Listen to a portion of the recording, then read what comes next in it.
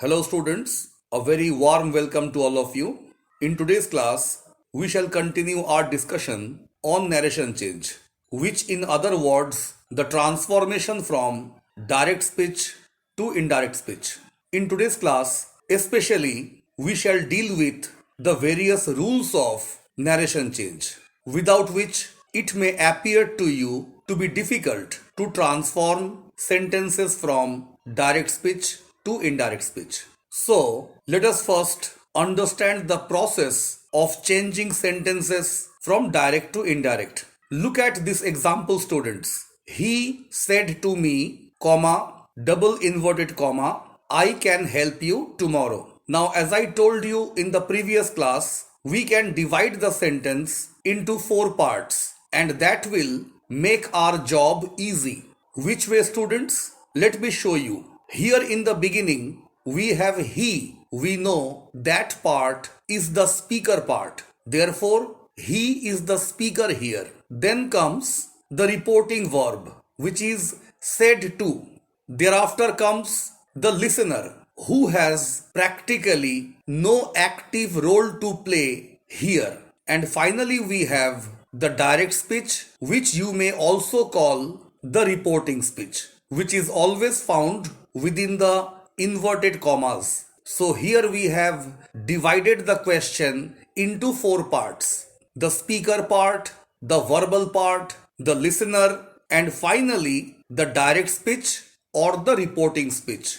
The second part is called the reporting verb. Here we need to identify the tense in which the reporting verb is given, because in every case of narration change, the reporting verb determines many changes which are going to take place in the indirect speech. Now, as a rule, we have to keep in our mind that if the reporting verb is found to be in present tense or in future tense, which is of course not given here, what we have got, look at the question carefully. The reporting verb is undoubtedly given in simple past tense. It is said to means simple past tense. But suppose that it is not in simple past tense, rather in present tense or in future tense. We always have to remember that while we are transforming this particular question into indirect speech, we are not allowed to change the verbs. What do I mean to say, students? Simply speaking, if the reporting verb is in present or in future tense, like if it is he says to me or he will say to me, when we transform such sentences into indirect, we can change the persons only. That means the pronouns. Look at the question. We have here two pronouns. One is I and the other one is you. We are allowed to change these two pronouns only. But the verbs which we have here, one is can, one is help. We cannot change these such verbs into past. We can do that only if the reporting verb is in past tense. So students, we always have to remember that if the reporting verb is in present or in future tense, there will be change in persons only. Verbs are not changed. As you can see, I have given here a footnote which says if the reporting verb is in present tense or in future tense. That means if it is says or will say or in any of the forms of present or future tense, there will be no change in the verbs. Changes will take place only in case of pronouns. But if the reporting verb is in past tense, we shall change both the pronouns and the verbs as well. And the second most important thing is the kind of sentence given to you within the quoted part or within the inverted commas. Now, as you can see here, I can help you tomorrow. There is no doubt about it. It is as clear as daylight that this is an example of declarative sentence or a statement, one that gives us an information. Therefore, what kind of sentence is there within the inverted commas is to be identified as soon as you get the question. This part is important Because two changes depend upon what kind of sentence it is. First, what will said become? Or you can say, with which verb shall we replace the reporting verb? What will said to become? So that depends upon what kind of sentence is there within the inverted commas. And one more thing depends upon it. What is that, students? You can see that in the question, the reporting speech is quoted with inverted commas. Now these commas are to be removed. How can those commas be removed? Also depends upon what kind of sentence is there within the quoted part. Now let us analyze the answer. Look, he said to me has become he told me. Now that we have replaced said with told, why so? It is because the sentence which is given to us within the inverted commas is a declarative sentence. The sentence that always starts with a noun or a pronoun. This is what is called a declarative sentence. Therefore, if the sentence is declarative, which you find within the inverted commas, in every case, said to is replaced with told. Now here we have to keep one more important thing in our mind, that said sometimes remains said. It is not changed when if there is no listener available. I mean to say, if the question is something like this, he said, thereafter, comma and inverted commas. In that case, we shall keep it as it is given in the question. He said will become he said. But if there is a listener present in the question, like X said to Y, and within the quoted part, we have a declarative sentence, then it will always be told. So he said to me has been replaced with he told me. Now the question arises, how to remove the commas? Once again, it depends upon what kind of sentence we have within the quoted part. As we have already understood, the sentence is declarative within the inverted commas. So we have to remove the commas always with the help of the conjunction that. It is always with that with which we shall omit the commas. Now after removing the commas, the first pronoun which we have is I. I can help you tomorrow. Now who is this I? If you look at the question carefully, it is always the speaker who refers to himself as I. It means I here refers to the speaker. And who the speaker is? The speaker is he. So we shall write he. So he told me that he. Thereafter, look, can has become could. Why has can become could? Now, as I told you before, if the reporting verb is in past tense, not only the pronouns but also the verbs will be changed into past tense. Therefore, can has become could. Thereafter, help has remained unaltered. We have the main verb help in the direct speech.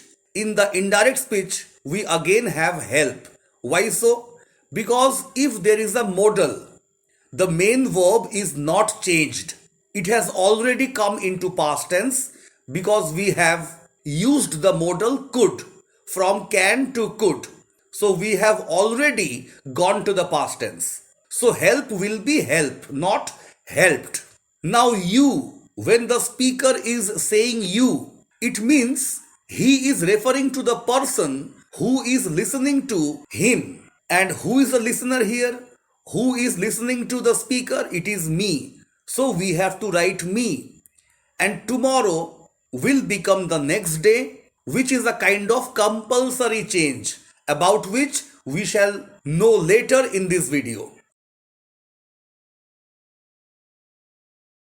Now here we have a list which will surely help us a lot in case of transformation from direct speech to indirect speech. As I have said to you that there are different rules for different kinds of sentences. Every time you are not going to get a declarative sentence. Sometimes it may be a question, sometimes it may be a kind of desire or exclamation. So there may be different kinds of sentences. Therefore, as I always stress upon the fact, whenever you get a question, the two important things are first find out the tense in which the reporting verb is given, very important, and secondly, what kind of sentence is there within the quoted part. Let us have a look. Assertive sentence, which is also called declarative sentence, about which we have just discussed. You may call it assertive or declarative or a statement. If it is so, we have already seen in the example that commas are removed with the help of that, the conjunction that, and said may remain said or may become told. It will become told only if there is a listener present, otherwise not. If there is the speaker only, it will remain said.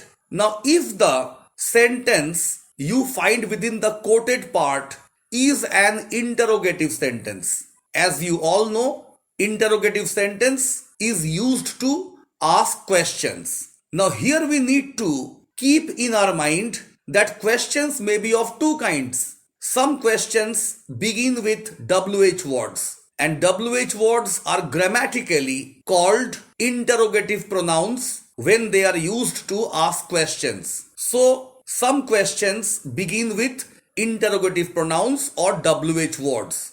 Now, if that is that kind of question, a WH question, the commas are removed with the help of that very WH word, which is given to you in the direct speech. On the other hand, if it is a yes-no question, the answer of which comes in yes or no. Do you take tea? Do you go to school? So these are the questions which we may call yes-no questions. So if within the quoted part we have such a kind of question which is yes-no question, the commas have to be removed with the help of if or whether. Now I have kept here only one conjunction if, but you can also remove the commas with the help of whether. So if and whether both are the same. And for a WH question, the same WH word has to be used to remove the commas. And in every case, whether it is a WH question or a yes-no question, the reporting verb said will become asked. Thirdly, if within the quoted part, if the reporting speech or the direct speech is an imperative sentence. Now let me remind you once again what we mean by an imperative sentence. This is a sentence which gives command. Sometimes it gives advices and sometimes it makes a request. Now these sentences always begin with main verbs. Like suppose that a teacher is ordering, saying, take out your grammar book. So take out is here a verb and this is the kind of order being given. Secondly, when a doctor says to his patient, take medicines twice in a day, this is of course a kind of advice being given by the doctor. And suppose a gardener is saying, do not pluck flowers please. So do not is once again a verb. But because here we have an adverb please, this is a kind of request. So whether it is a request or an advice or an order, they all belong to what is known as imperative. And students, if you have any doubt in recognizing an imperative sentence, let me tell you, these sentences always start with a main verb. Now in case of an imperative sentence, we remove the commas with the help of to for positive sentences and not to for negative sentences. And the reporting verb said becomes ordered if it is a kind of order. Sometimes it becomes advised according to the need. And if you find adverbs like please or kindly, said will become requested. Now in case of optative, what is an optative sentence? Sentences that express desires, wishes. In that case, once again, like a declarative sentence or an assertive sentence, commas are removed with the help of that. But here we need to remember something very important. Look at the darkened part, students. I have written listener omitted. What do I mean to say? I simply mean to say, suppose that you have a listener in the question, like he said to me, or X said to Y. Something like this means both the speaker and the listener are present in the question. While you are transforming an optative sentence into indirect speech, you cannot mention the listener once again in the indirect speech, as we have done in all the previous kinds of sentences. Suppose in case of a declarative sentence, he said to me, it has become he told me. In case of interrogative, he said to me has become he asked me. In case of imperative sentences of commands, advices or request, he said to me has become he ordered me, he advised me or he requested me. But in case of optative, if there is he said to me, means speaker and the listener both are present. But while I am transforming it, I shall write he wished. Thereafter, the listener will not be used. It's true that the listener will be expressed in the later part of the sentence. I shall surely tell you all about these with the help of examples. But let us go through these rules first. And the reporting verb, that is said, what will it become? It will either become wished or prayed.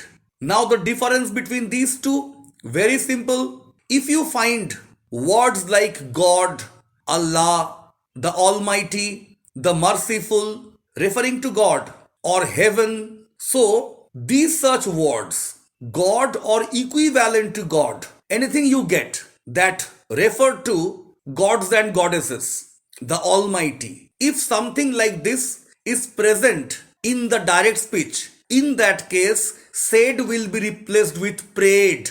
And if there is nothing like that, a simple kind of wish which a friend is making about other friend, like he said to me, wish you all the best, something like this, in that case, said will become wished. Thereafter, we have the last kind of sentence, which is exclamatory. Now here I have divided exclamatory sentences into two kinds. Why so? I shall tell you. Now in some exclamatory sentences, we find verbs. Now as we all know, verb is the most important component in a sentence. But there are still some sentences which are also called exclamatory. There you will not get verbs. I shall give you some examples. So here I have divided exclamatory into two parts with that parameter.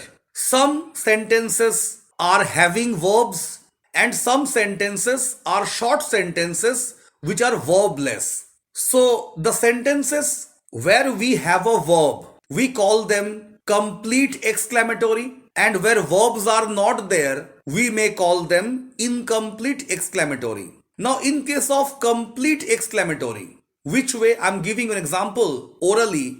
He said to me, comma, inverted comma, how difficult the question is. So here we have a verb is. Or suppose, how pleasant the journey has been. Has been is there a verb. How interesting the story was. Was is here a verb. So if you find a verb in that exclamatory sentence, we have to follow certain rules. But there will be different rules for sentences, of course exclamatory, where there is no verb. That is why there may be a kind of confusion in your mind. All of a sudden, when you get a question having no verb, it may appear to be difficult for you to answer. Therefore, if we understand this particular sentence in two different ways, sentences having verbs and sentences without a verb, that will help you in future. Now sentences where we find a verb, as I have said to you, suppose the teacher said, comma, inverted comma, how excellent your performance is. The teacher said, comma, inverted comma, how excellent your performance is. Now here there is something new which we have to understand. Now as you can see in the darkened part, I have written mood added. I mean to say we have to understand by reading the sentence or by reading the reporting speech the mood or the mentality of the speaker while he is speaking such a sentence or while he is delivering such a speech, in what mood the speaker is. Now, when the teacher said, how excellent your performance is, he must be very happy. He must have said this out of satisfaction. Now, these such things are to be added, particularly in case of exclamatory sentence. That is what I mean here by mood added. Now, let us answer this question. The teacher said, comma, inverted comma, how excellent your performance is. Now I am answering. The teacher exclaimed with satisfaction or in joy or with admiration. Something like this. It doesn't matter whatever you think. It may differ from one student to the other, and thereafter the conjunction that will come.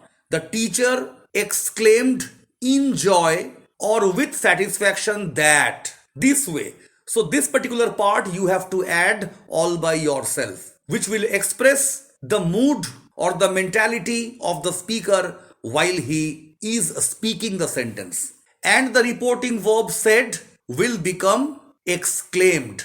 Now for exclamatory sentences having no verb, all very short sentences like he said to me good morning. Look, good morning, there is no verb at all. Or when somebody says maybe to his friend happy birthday, here also we don't have any verb. Or in the beginning of a year, you must have heard people saying to you, your friends must have said to you, happy new year. Here again we don't have any verb. So for such short sentences, instead of using exclaimed, you may use verbs like bed, greeted or wished. And for removing the commas, you need nothing at all. Means I'm giving an example and you will notice that I have removed the commas but I have not used any conjunction. Like he said to me, comma, inverted comma, good morning. This much.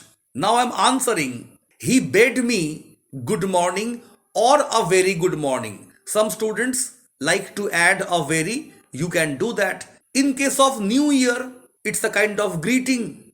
So you can use greeted in the place of exclaimed. So he greeted me a happy new year. So if you notice carefully, I have not used any conjunction for removing the commas. What did I say? Look, I'm repeating once again. He greeted me a happy new year. No conjunction is needed for exclamatory sentences having no verbs. And in case of birthday, somebody wishing birthday, he said to me, happy birthday. It means he wished me happy birthday. So here we have come to understand how to remove the commas in different kinds of sentences and how to replace the reporting verb said. Means what will said become in the indirect speech. Now there are some sentences which begin with let. As we all know, we have often seen sentences with let. I have made a heading here, sentences with let. Now what happens here? Sentences beginning with let, like let me have one more chance, let me come in, let us have a picnic, let us go to the library now. So there are many sentences with let. Now sentences with let may have two functions. Sometimes it may be a kind of proposal or it may be a request. You have to understand, you have to identify whether it is a request or a proposal. Now if it is found to be a proposal, the reporting verb said becomes proposed. Now here I need to tell you something. If there is a listener, I mean to say he said to me, and thereafter a kind of proposal given within the inverted commas, Never write he proposed me. That is incorrect. Rather, you should write he proposed to me. To must be there. The preposition to must be there after the verb proposed. Only if there is a listener. And one more verb can be used while replacing said to. You may use suggested. So in case of proposal, said will either be proposed, you can use proposed, or suggested. And within the sentence there will be one more change, which of course I shall show you with the help of examples, but today we are discussing the rules only. Let becomes should. I'm giving you an example orally. He said, comma, inverted comma, let us play cricket now. It's a kind of proposal. We all are understanding. So he proposed that they should play cricket then. So let has become should some way, which I shall show you with the help of examples. On the other hand, if it seems to be a request, the reporting verb said will become requested. Like he said, comma, inverted comma, let me have one more chance. It is of course a kind of request. It will be he requested. No longer he proposed, because this is a kind of request. He requested. Commas will be removed with the help of that for both the cases, both for proposal and for request. Commas will be removed with the help of that. And similarly, as we have replaced that let with should, we have used should in the place of let. Here you are going to use might. Like he said to me, comma, inverted comma, let me have one more chance. So it will be in the indirect speech. He requested that he might have one more chance. There is now one more important thing. Here is a chart for you, considering that the reporting verb is in past tense. Like he said to me. So reporting verb is in past tense. If the reporting verb is in past tense, how the transformation will take place? Simple present tense. Like he said, I do it. What do? We answer in this way. He said that he did it. It means I do. This is simple present tense. When you transform such a sentence into indirect speech, the verb goes to the past tense. It becomes he did, means simple past tense. So if the reporting speech is in simple present tense, it will become simple past tense in the indirect speech. Present continuous will become past continuous in the indirect speech. Present perfect, past perfect. Present perfect continuous, past perfect continuous. If you find that the sentence which has been given to you in the reporting speech is already in simple past tense, then you have to go to past perfect.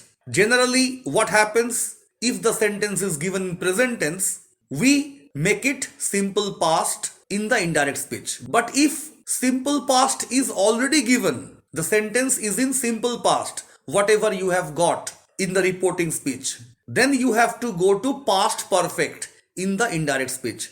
So simple past will become past perfect, past continuous will become past perfect continuous. If it is already past perfect, like he said, I had done it, in that case you have nowhere to go. You can't go any further. So in such cases where the reporting speech is already in past perfect tense, you have to keep the same tense, that is past perfect tense. Only the persons, means the pronouns, will be changed. So he said, I had done it will become he said that he had done it. So if it is past perfect, it will remain past perfect in the indirect speech. And if it is past perfect continuous, it will again be past perfect continuous, only the pronouns will be changed. Now sentences having am, is, are, they become was and were. He said, I am happy. It will be he said that he was happy. So am, is, are become was, were.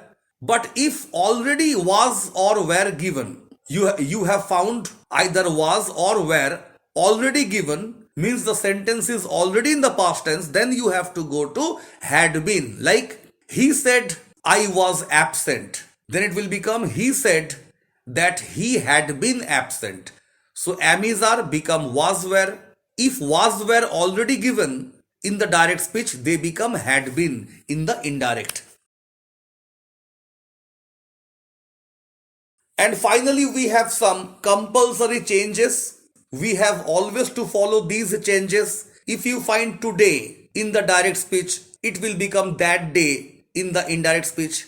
Similarly, yesterday becomes the previous day, tomorrow the next day. This becomes that, these becomes those, now becomes then, here, there, ago, before, last night, the previous night. So these are the compulsory changes which always take place. So we have to follow these changes.